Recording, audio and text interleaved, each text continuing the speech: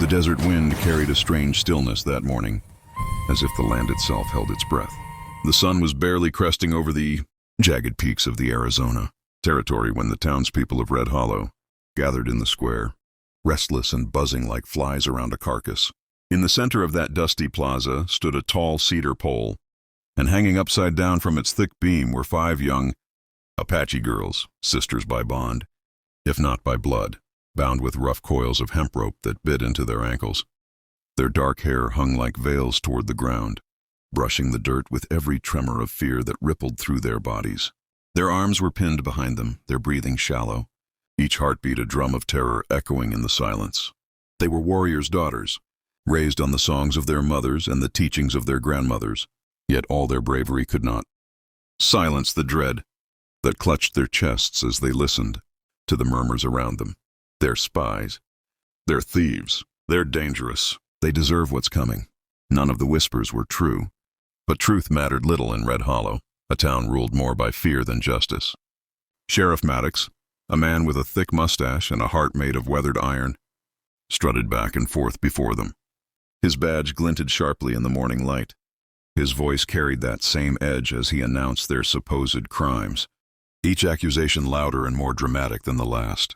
The crowd watched him the way children watched a storyteller around a fire, hungry for spectacle, indifferent to the suffering. The 5 girls remained silent, though their eyes flickered with a silent plea. Will no one help us? Will no one speak the truth? Their village had been burned days earlier by raiders who blamed them for stealing cattle that were never theirs.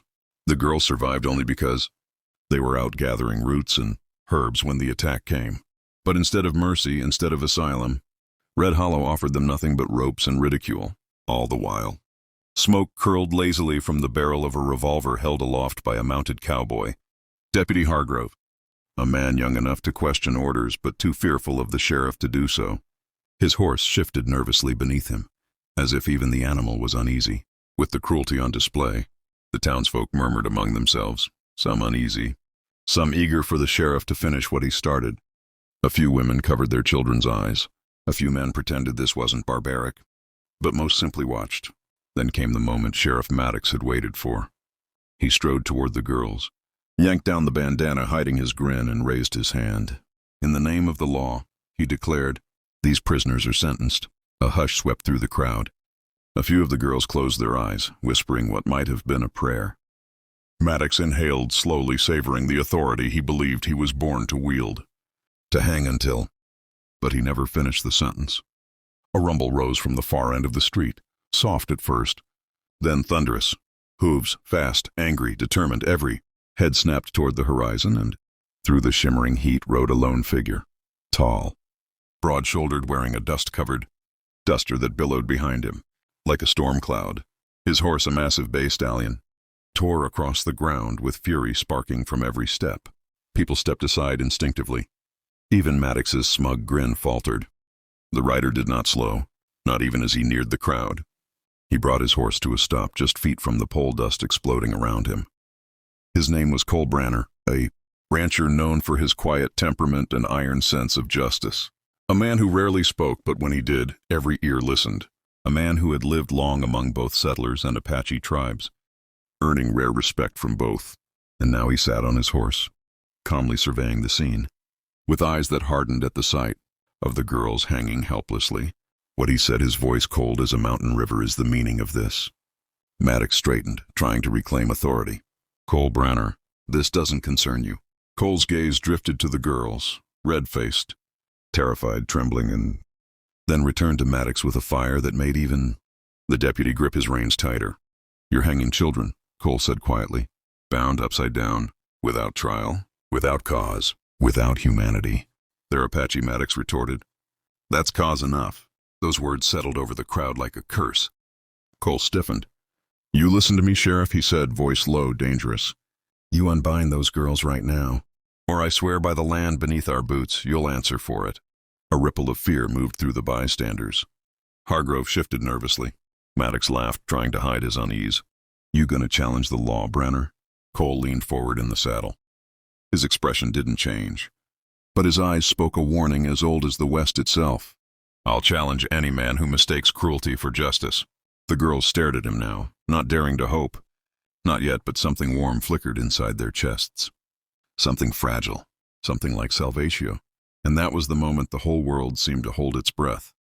Because no one knew what would happen next. But everyone knew this. Whatever came after would change Red Hollow forever. The air vibrated with tension so thick it felt like sand in the lungs. Sheriff Maddox had no intention of backing down. His pride, his ego, his twisted sense of authority. Everything inside him screamed not to let Cole Branner make a fool of him in front of the whole town. And yet the eyes of Red Hollow were fixed on him, measuring his next move. A bead of sweat crawled down Maddox's temple. The rope fibers creaked as one of the girls shivered, and the sound cut through the silence like a blade. Cole dismounted slowly, dust falling from his coat as he touched the ground. His boots made steady, deliberate steps toward the pole. Not fast, not threatening, just certain. The kind of walk that told everyone he had already made up his mind. Cut them down, Cole said again. Voice even deeper now that he stood on solid earth. I won't say it twice. Maddox's jaw flexed. You're outnumbered, Branner. Cole didn't look away. You think numbers matter to a man who's already made peace with death? The words chilled even the bravest in the crowd. Hargrove swallowed hard, lowering his revolver slightly.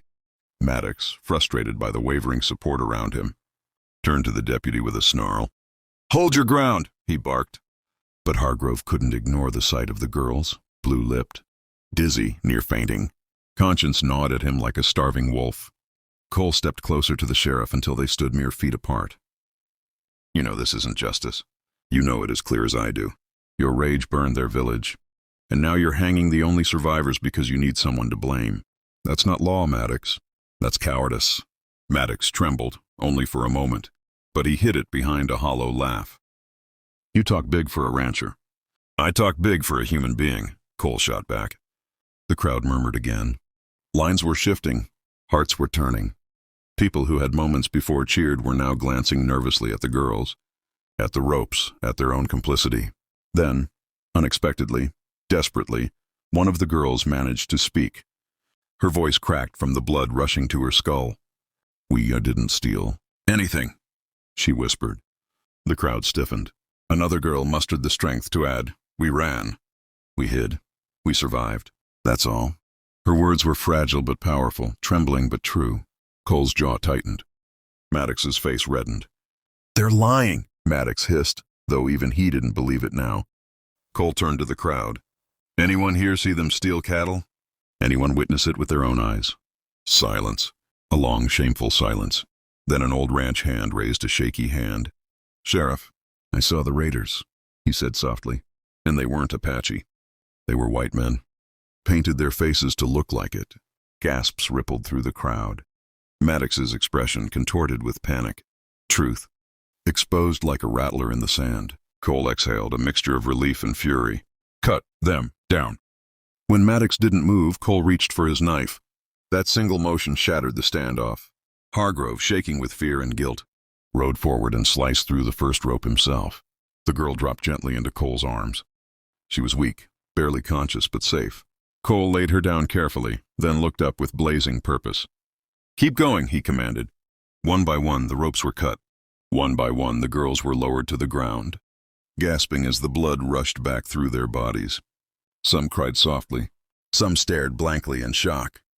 All clung to one another. Maddox felt the power slipping from his grip. Desperation turned to rage. He reached for his pistol, but Cole was faster. With a sharp, practiced motion, Cole drew his revolver and fired a single shot into the dirt at Maddox's feet.